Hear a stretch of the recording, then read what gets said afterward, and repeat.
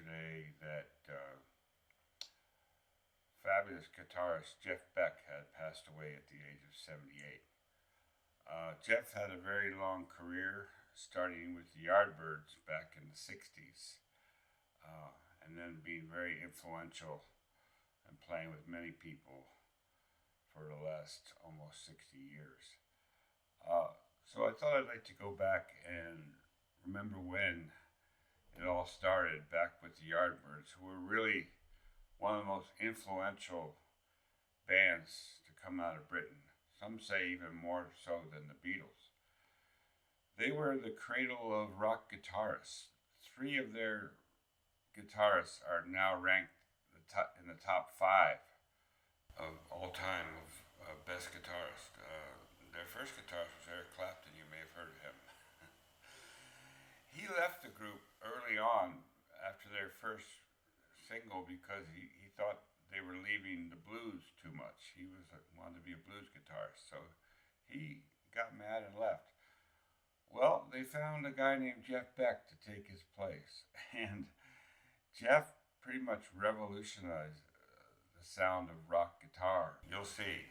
The first guy to really bring in all the fuzz tones, the reverbs, all kinds of special effects, and also mix that in with some other musical styles, Middle Eastern, perhaps some Indian, to give the first real psychedelic guitarist, even before Jimi Hendrix. I'm actually going to do 2 songs today. We'll start with one called The Train Kept a Runnin'. This is the Yardbirds on your screen. Jeff is the tall fellow with the black hair playing the guitar there, and they have a rocking rhythm section, drums and bass. It's amazing. The one thing about the Yardbirds is they play it really loud, so turn your headphones up for this one, guys.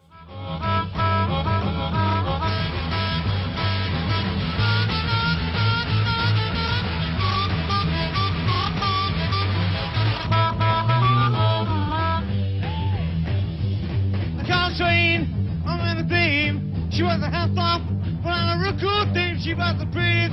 On New York City, but I'm chucked on down that old fair lane, but it's easy. And oh, this could have not gone on, not get along. Sweet little woman, get along. Beyond no way, get along. Sweet little woman, get along. Beyond no way, but it's easy.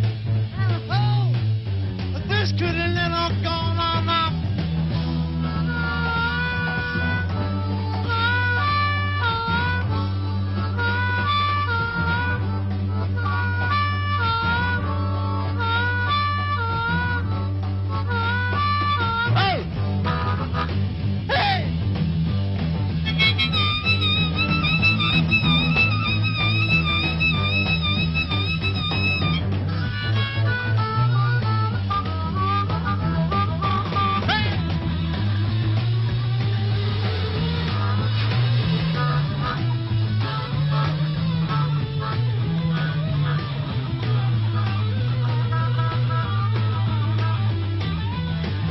So there you begin to see some of Jeff's early talent. Unfortunately, the mix here from his live performance is not great, so the singer and the harmonica is a little bit loud and the guitar is a little bit subdued, but I think you can hear what he's doing there.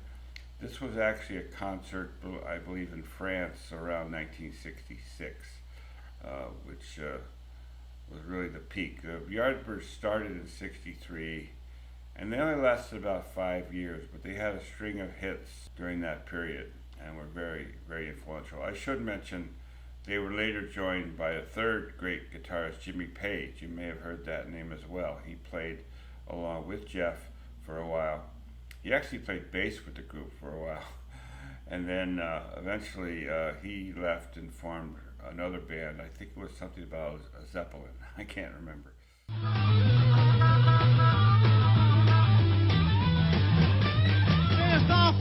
I have a cookie, she went the phone.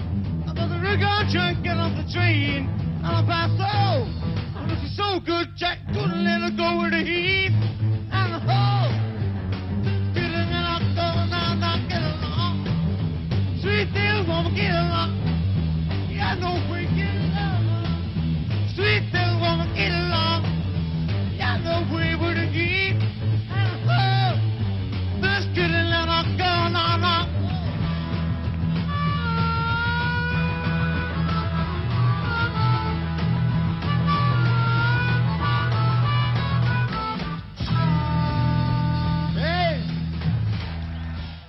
like a lot of the early British groups, they were heavily influenced by American blues and rhythm and blues, and that song actually was not original to the Yardbirds. That had been done by an American performer about 1960. So that's where they started, as blues people. And then they began to, write their own material. And like a lot of the groups did, followed that course coming out of the British invasion. So I'm going to play you a second song, which was a little later on, called Shape of Things to Come. This is one of my favorite Yardbirds songs. Actually, way back when I was a drummer in a rock and roll band, we used to try to play this song. You can tell the bass player and the drummer in this group are just fabulous. They just keep that rhythm moving. But see what you think of this other one.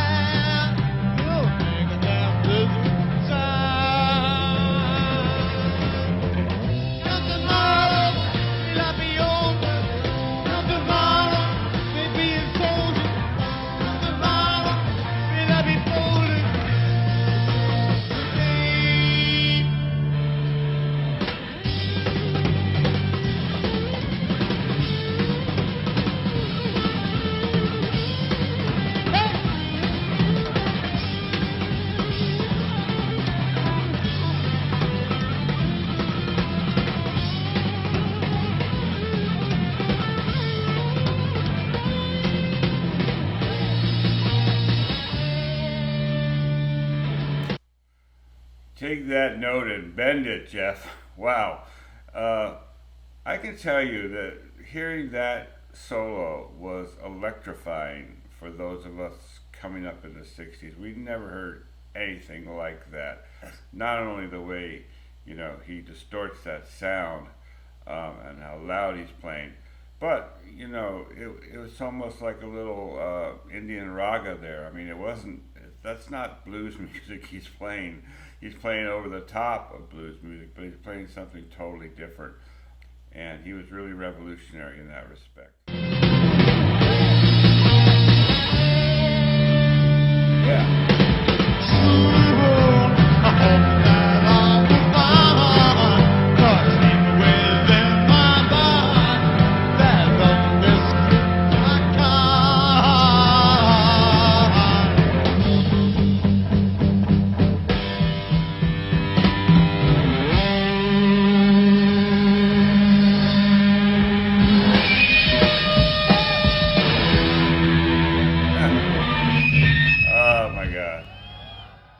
I guess you had to be there, but if you don't hear the coming of Jimi Hendrix and a lot of other future guitarists in that last note, you ain't listening. Jeff had a good long life, 78 I guess. Apparently he got meningitis and passed quite quickly. It was unexpectedly. So I thought it appropriate to look back, at a stellar career, and a major talent and a major influence in rock and roll history. I realize, going back almost 60 years seems like an awful long time. It would be like if someone had played the music from 1900 when I was a kid. I would have probably not been very interested in that at the time. But you can see the influence that's going, right into heavy metal and right into today's world. But these guys were not doing it in the studio. They were doing it live. The mix might be, you know, a little off here and there, but the talent comes through. Hope you enjoyed it.